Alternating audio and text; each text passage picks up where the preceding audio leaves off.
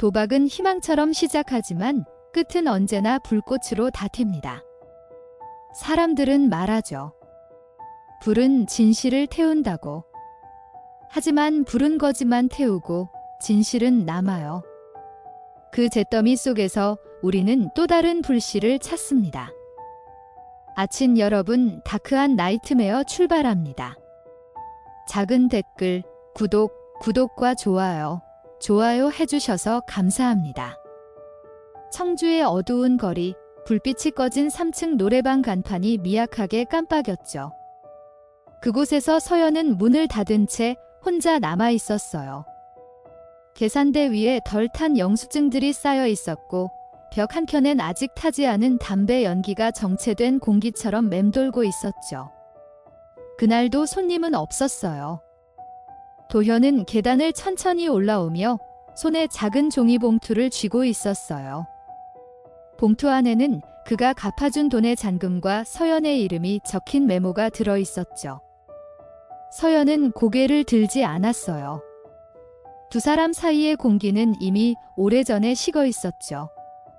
서연의 눈빛은 도망치듯 떨렸고 도현의 숨소리는 그 떨림 위를 짓눌렀어요. 또 시작했지. 도현의 말이 낮게 갈라졌죠. 서연은 아무 말도 하지 않았어요.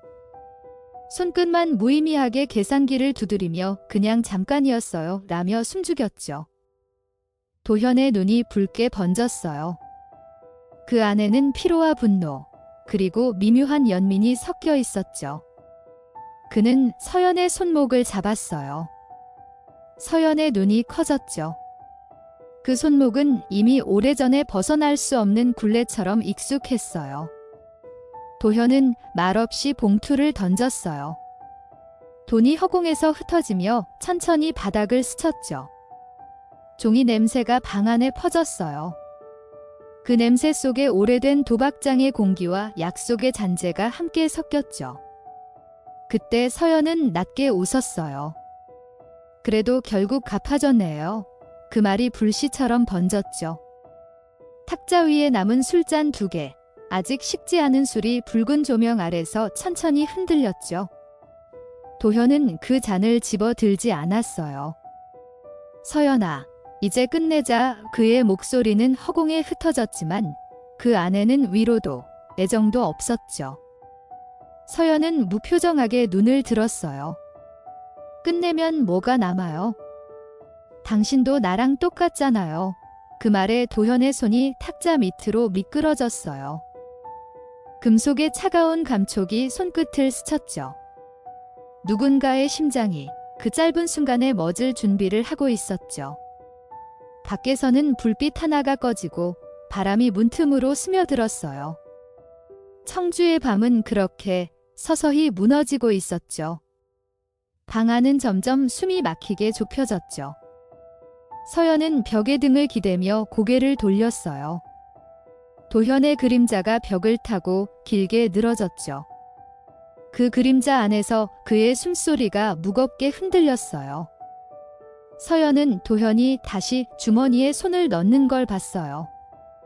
그 작은 동작이 낯설게 느껴졌죠. 도현의 눈빛은 흔들리지 않았어요. 그건 분노의 불씨보다 더 조용한 무언가였죠. 오래된 감정이 바닥까지 끌어오르다 멈춘 듯한 정적이 흘렀어요. 시계 초침 소리가 이상하게 커져 들렸죠. 서연은 그 소리를 따라가며 숨을 고르려 했지만 이미 공기는 뜨겁게 달아오르고 있었죠. 내가 널 몇 번을 구했는지 알아. 도현의 목소리가 낮게 갈라졌죠. 서연은 시선을 피하지 않았어요. 그 말이 들릴수록 오히려 눈빛이 더 냉해졌죠. 구한 적 없어요? 그냥 같이 무너진 거죠. 그 말이 도현의 귓가를 스쳤어요. 그의 입술이 떨렸죠. 숨이 막히는 정적 속에서 작은 웃음소리가 터졌어요. 그러나 웃음은 금세 피냄새처럼 퍼졌죠. 도현은 손을 뻗었고 서연은 그 손길을 피하지 않았어요. 마치 이미 결말을 알고 있는 사람처럼 눈을 감았죠. 그 순간 방 안의 전구가 깜박였고 어둠이 다시 내려앉았어요. 탁자 위에 병이 쓰러졌어요. 유리 조각이 바닥을 스치며 부서졌죠. 도현은 망치를 꺼냈어요. 그 금속의 차가운 광이 어둠 속에서 미세하게 떨렸죠. 서연은 무표정하게 그 광을 바라봤어요. 눈동자 속엔 두려움 대신 체념이 번졌어요. 도현은 한 발짝 다가왔어요. 이걸로라도 내 거짓을 끝내야겠지. 서연의 입술이 떨렸지만 소리는 없었죠. 망치가 처음 내려쳤을 때 공기가 찢어졌어요. 금소금이 살갗을 뚫고 지나가며 무거운 침묵이 흘렀죠. 도현의 손은 멈추지 않았어요. 방 안에 흐르던 음악이 꺼지고 조명 하나가 터졌죠. 피비린내가 방의 모든 벽면에 들러붙었죠. 도현은 숨을 몰아쉬며 망치를 내려놓았어요. 그의 손끝이 미세하게 떨렸죠. 서연은 바닥에 쓰러져 있었어요. 머리카락이 붉은 액체에 젖어 붙어 있었죠. 아직 눈은 반쯤 떠 있었어요. 도현은 그 눈을 피하지 못했죠. 그 눈 안에 자신이 비치고 있었어요. 그건 마치 거울 속에 갇힌 또 하나의 자신이었죠. 그는 그 시선을 견디지 못했어요. 손으로 얼굴을 가렸지만 손틈새로 그 눈빛이 계속 스며들었죠. 숨소리가 점점 빨라졌어요. 그 안에서 무언가가 부서지는 소리가 들렸죠. 바닥에는 기름 냄새가 스며들기 시작했어요. 도현은 잠시 허공을 바라보다가 천천히 서연의 곁으로 다가갔죠. 그의 눈은 허공과 현실 사이를 오갔어요. 머리카락에 묻은 피가 그의 손끝으로 번졌죠. 그때 서연의 입에서 낮은 숨소리가 흘러나왔어요. 아직 살아있어요.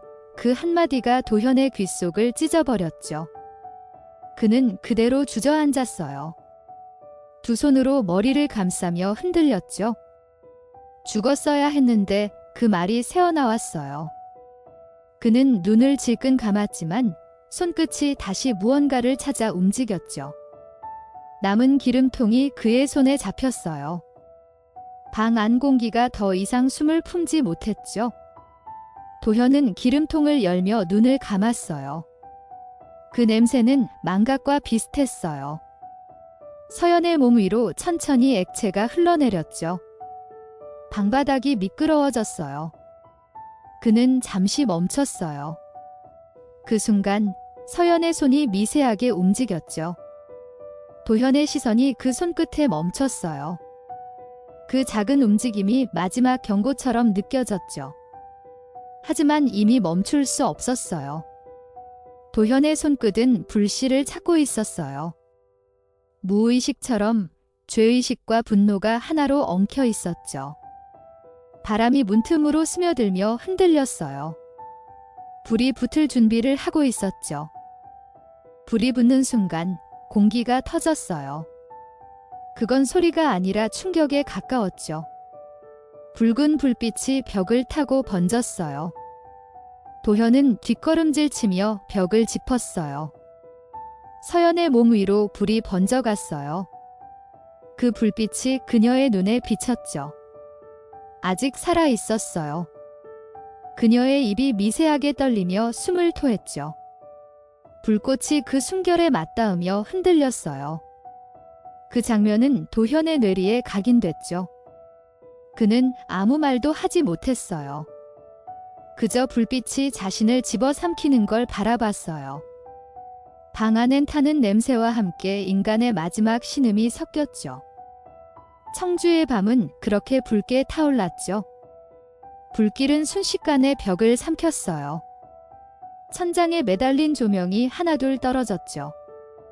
유리 파편이 불빛을 반사하며 바닥으로 떨어졌어요. 도현은 그대로 주저앉았어요.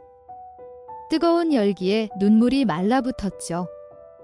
그는 고개를 숙였지만 서연의 얼굴이 눈앞에 아른거렸어요. 불길 속에서 그녀의 입이 천천히 열렸던 것 같았죠. 도현, 그 목소리는 환청이었을까요? 아니면 마지막 남은 숨결이었을까요? 그는 손을 뻗었어요. 그러나 불이 그의 팔을 삼켰죠. 통증이 느껴지지 않았어요. 오직 타들어가는 냄새만이 남아 있었죠. 밖에서는 첫 사이렌 소리가 들려왔죠. 붉은 불빛이 건물 벽면을 번쩍이며 비췄어요. 민수가 도착했을 때 이미 창문 안쪽은 새까맣게 타 있었어요. 그 냄새가 거리까지 밀려나왔죠. 그는 무전기를 잡고 명령을 내렸어요. 내부 진입, 인명 확인. 화염은 거의 잡혀 있었지만 내부는 지옥 같았죠. 연기 사이로 형체를 알아볼 수 없는 두 그림자가 엉켜 있었어요. 민수는 잠시 눈을 감았어요. 그 순간 불처럼 퍼지는 재가 그의 얼굴을 덮었죠. 그 재 속에는 누군가의 마지막 표정이 남아 있었어요. 불길이 완전히 잡힌 뒤 감식반이 들어섰어요. 마스크를 쓴 이정호가 손전등을 들었어요. 그는 발끝으로 잔재를 밀며 조심스레 걸었죠. 어둠 속에서 반쯤 탄 둔기가 발견됐어요. 금속의 잔열이 아직 남아 있었죠. 그는 조심스레 집어 올렸어요. 이게 도구군요. 옆에 요원이 고개를 끄덕였죠. 피와 그을음이 섞인 자국이 남아 있었어요. 이정호는 그걸 바라보다가 조용히 말했다죠. 이건 단순한 방화가 아닙니다. 누군가 불로 죄를 덮으려 한 겁니다. 그의 목소리가 화염 잔향 속으로 흩어졌죠. 화재가 진압된 노래방은 시커멓게 타버렸죠. 벽에는 열로 녹은 시계가 붙어 있었고 바닥은 끈적하게 젖어 있었어요. 민수는 장화를 신고 천천히 걸었죠. 발끝마다 바스러지는 재가 바닥을 덮고 있었어요. 그 안에는 사람의 흔적이 섞여 있었어요. 서연의 형체는 더 이상 알아볼 수 없었죠. 그러나 이정호가 시신을 들여다보며 고개를 숙였어요. 여기 봐요. 머리 쪽 타박 흔적이 선명하죠. 민수는 손전등을 비추었어요. 어둠 속에서도 그 자국은 선명했죠. 둔기에 맞은 자리. 그리고 완전히 타지 않은 목덜미. 그는 낮게 중얼거렸죠. 이건 불이 아니야. 사람의 손이야. 감식반이 빠져나간 자리엔 고요함만 남았어요. 그날 밤 민수는 사무실에 돌아와 보고서를 작성했죠. 손끝이 떨렸어요. 사건은 단순한 화재가 아니었어요.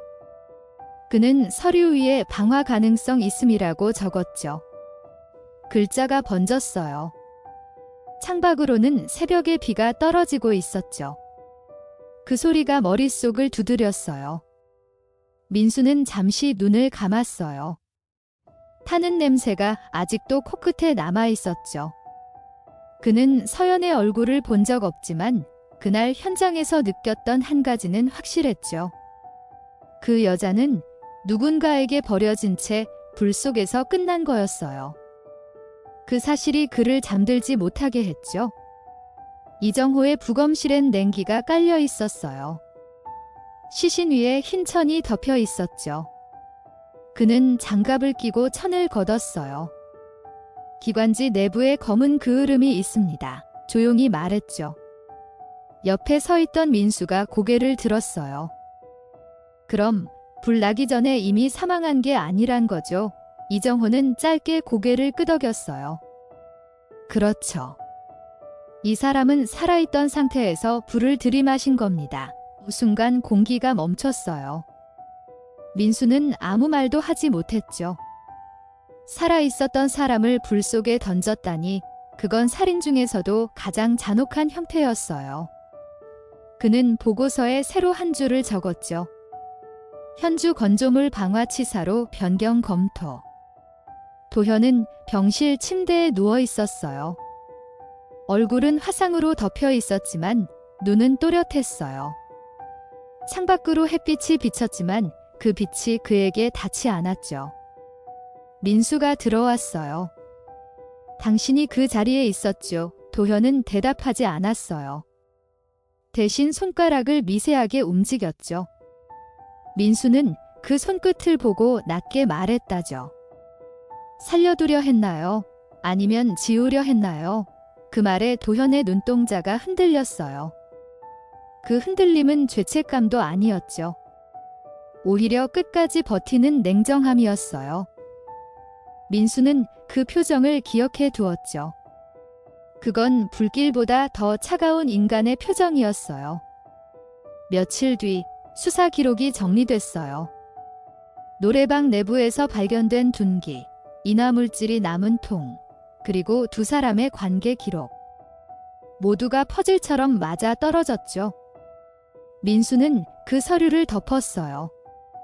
이건 단순한 폭발이 아니야. 계획이야. 그는 중얼거렸어요. 도현의 진술은 여전히 기억이 없다였죠. 술에 취해 있었다는 말만 반복했어요. 그러나 CCTV가 복구됐어요. 영상 속 도현은 술에 취하지 않았어요. 침착했고 서연을 향해 다가가며 문을 잠갔죠. 그 순간의 눈빛은 이미 결정을 내린 사람의 것이었죠. 민수는 화면을 멈추며 한숨을 내쉬었어요. 너는 이미 불을 피워놨던 거야? 제명은 바뀌었어요. 방화치사가 강간 등 살인으로 교체됐죠. 서류 맨 위엔 새 붉은 도장이 찍혀 있었어요. 민수는 그 서류를 바라보다 고개를 떨궜죠. 그는 사건을 수없이 다뤄왔지만 이번만큼 무겁게 남는 일은 드물었어요. 인간이 인간에게 할 수 있는 일의 끝, 그게 이 사건이었죠. 도현은 끝내 입을 열었어요. 도박 때문이었어요. 그 여자가 또 했어요. 그의 목소리는 기괴하게 평온했죠. 민수는 묻지 않았어요. 그 평온이 오히려 더 두려웠어요. 그건 반성의 말투가 아니었죠. 정당화를 위한 속삭임이었어요. 그녀가 또 돈을 탕진했어요. 난 더는 못 버텼어요.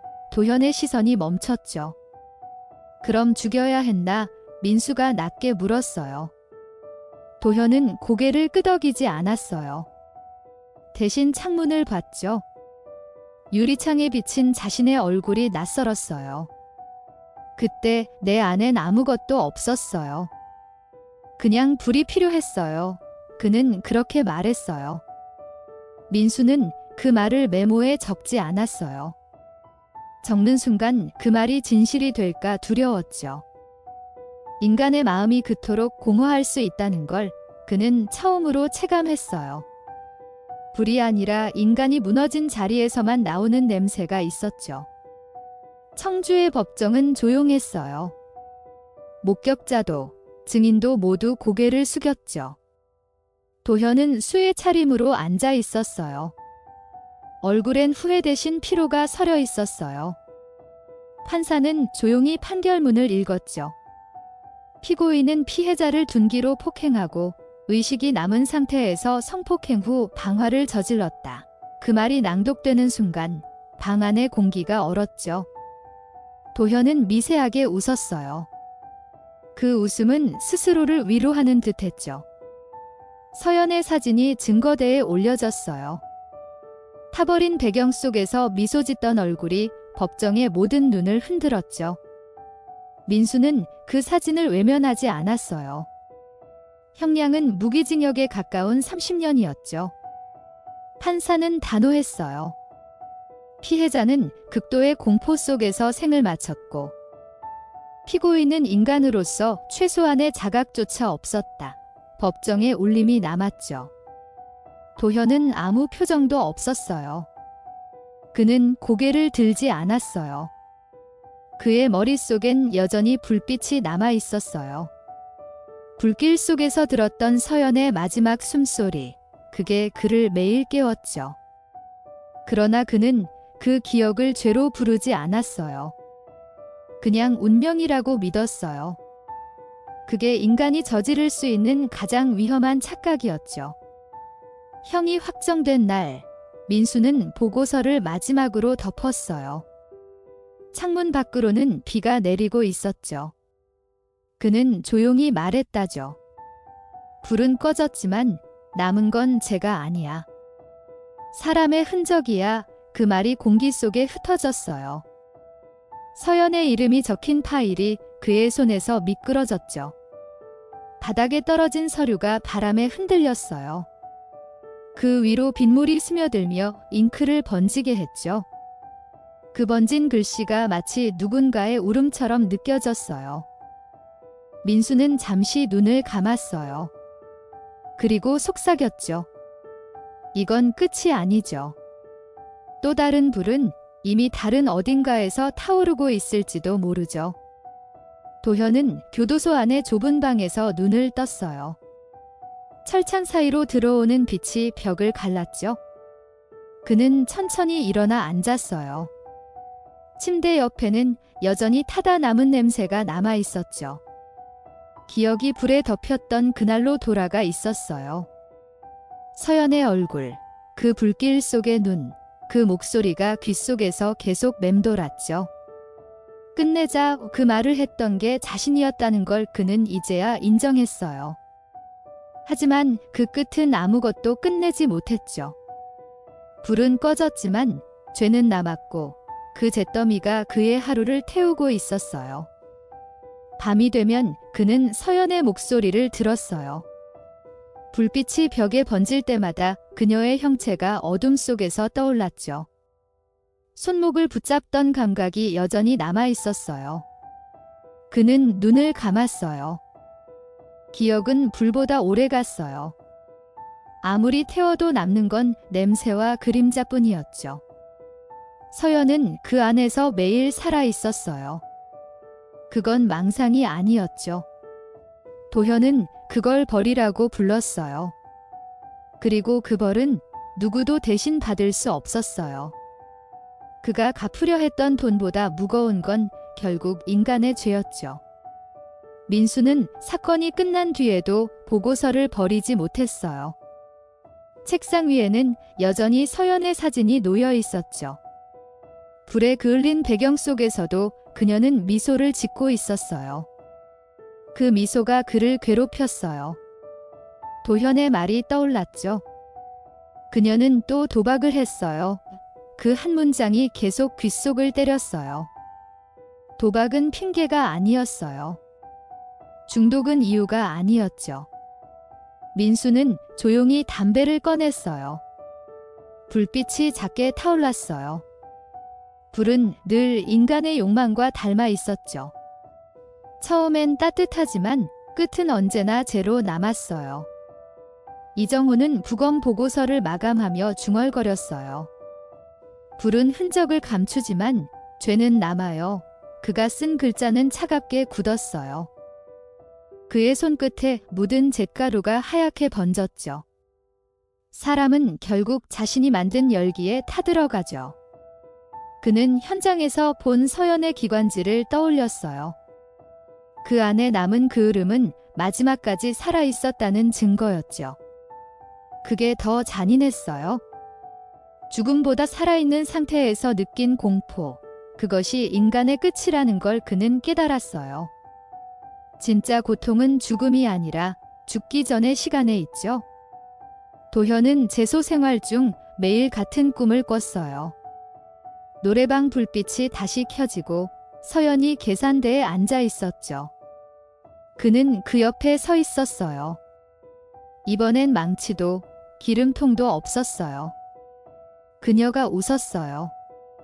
이제 괜찮아요. 하지만 그 말이 끝나기도 전에 불이 번졌어요. 도현은 그 속에서 도망치지 않았어요. 그는 그대로 그 불 속에 서 있었어요. 불길이 다시 그를 삼켰어요. 깨어났을 때 손끝이 젖어 있었죠. 그는 그 젖은 손을 바라보며 낮게 중얼거렸어요. 나는 아직도 타고 있죠? 시간이 흘러도 사람들은 그 사건을 기억했어요. 언론은 제목을 붙였죠. 청주 주점 방화살인, 도박이 부른 참극의 사람들은 기사 밑에서 서로를 비난했죠. 누군가는 서연을 욕했고 누군가는 도현을 비난했죠. 하지만 그 안에서 진짜 남은 건 아무도 보지 못했어요. 한 인간의 절망이 불이 되었고 또 다른 인간의 욕망이 불씨가 되었죠. 그 둘이 맞닿은 순간 도시는 타올랐어요. 민수는 그 기사를 조용히 닫았어요. 그 어떤 말도 진실을 덮지 못했어요. 도박은 단순한 습관이 아니었어요. 그것은 욕망을 믿는 믿음이었죠. 서연은 돈으로 자신을 구하려 했고 도현은 사랑으로 그녀를 구하려 했어요. 그러나 그 둘 모두 잘못된 걸 믿었어요. 돈은 인간을 구하지 못했고 사랑은 죄를 덮지 못했어요. 그날 불길 속에서 무너진 건 두 사람의 삶이 아니라 그들이 믿었던 세상이었죠. 민수는 그 사실을 알고 있었어요. 그래서 그는 보고서를 태우지 않았어요. 불은 죄를 없애지 못하니까요. 그저 형태를 바꿀 뿐이죠. 밤의 도시는 조용했어요. 거리의 불빛이 반사되어 빗물 위로 흔들렸죠. 민수는 순찰차 안에서 라디오를 들었어요. 진행자의 목소리가 낮게 흘렀죠. 도박은 불과 같습니다. 한 번 붙으면 끌 수 없죠. 그는 그 말을 듣고도 창밖만 바라봤어요. 지나가는 사람들의 얼굴에 희미한 불빛이 비쳤어요. 누구나 자신만의 불씨를 품고 사는 듯했죠. 그 불씨가 꺼지길 바라는 사람도 태워버리길 바라는 사람도 있었어요. 그는 라디오를 끄지 않았어요. 세상은 여전히 뜨겁게 타고 있었죠. 도현은 형기 중반쯤 돼서야 펜을 잡았어요. 종이에 단 한 줄만 적었죠. 나는 그녀를 구하려 했다. 그 문장을 적고 펜을 내려놓았어요. 그건 고백이 아니었어요. 스스로를 속이는 주문에 가까웠어요. 그 문장이 끝나자 그의 눈에서 눈물이 흘렀어요. 그러나 그 눈물은 불처럼 식지 않았어요.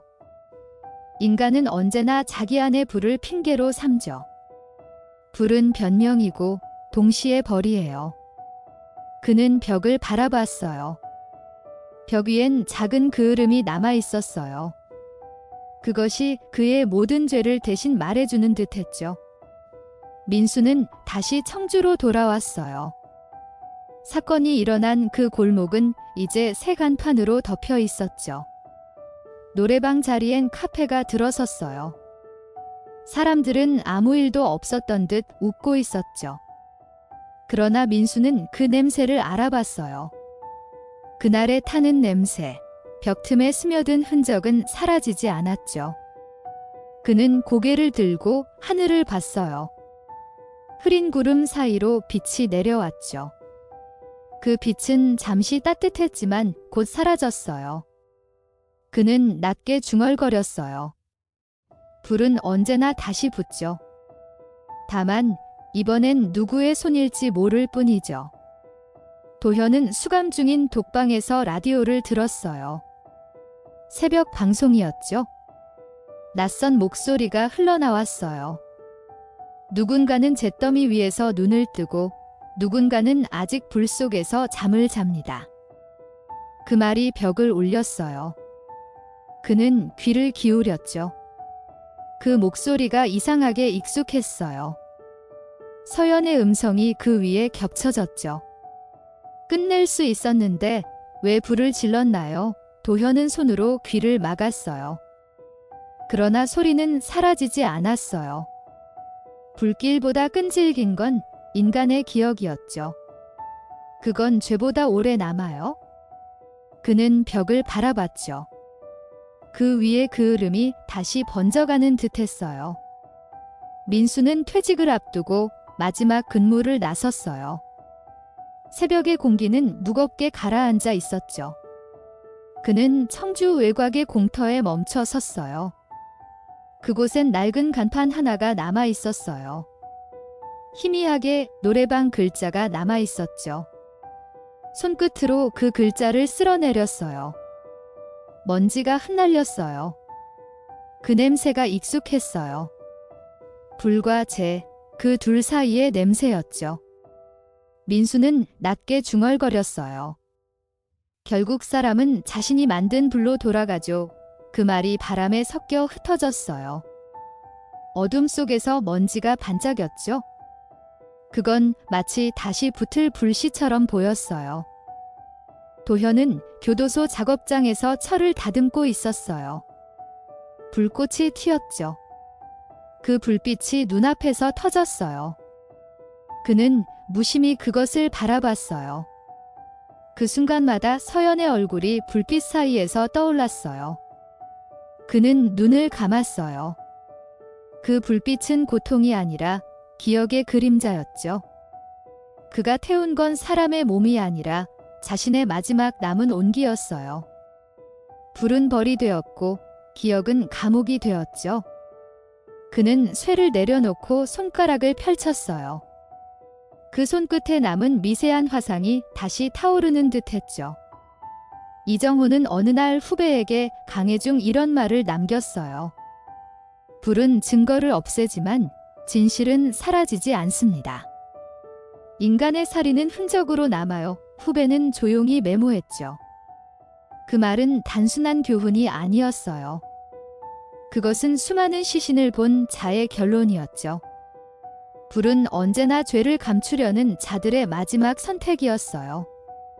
그러나 불은 모든 걸 태우면서 가장 깊은 흔적을 남겼죠. 그건 육체가 아니라 인간의 마음속에 남는 그 흐름이었어요. 그는 그렇게 말했다죠. 진짜 불은 인간 안에 있죠. 도현은 매일 일기장을 썼어요. 글씨는 점점 작아졌어요. 손끝이 굳어갔죠? 어느 날 그는 마지막 문장을 남겼어요. 내가 태운 건 죄였고 그 죄가 아직 타고 있다. 그는 펜을 덮었어요. 그 순간 전등이 깜빡였어요. 방 안의 불빛이 순간 꺼졌다가 다시 켜졌죠. 그는 미소를 지었어요. 이제 됐어요. 마치 누군가와 약속이라도 한 듯 말했어요. 그 미소는 이상하게 평온했어요. 하지만 그 눈 속에는 여전히 작은 불씨가 남아 있었죠. 그건 죽지 않았어요. 불은 언제나 인간보다 오래 남죠. 민수는 퇴직 후에도 한동안 잠을 이루지 못했어요. 보고서의 문장들이 머릿속을 떠돌았죠. 피해자는 살아있는 상태에서 연기를 흡입 그 문장이 밤마다 그를 깨웠어요. 그는 창문을 열었어요. 차가운 바람이 밀려왔죠. 도시는 조용했어요. 하지만 그 고요 속에서도 그는 느꼈어요. 어딘가에서 또 불이 붙을 것 같은 예감. 인간은 반복하죠. 사랑으로 불을 피우고 분노로 태우고 죄로 죄를 남기죠. 민수는 담배를 꺼냈어요. 불을 붙였어요. 그 불빛이 그의 얼굴을 비쳤어요. 그 얼굴엔 슬픔이 고여 있었죠.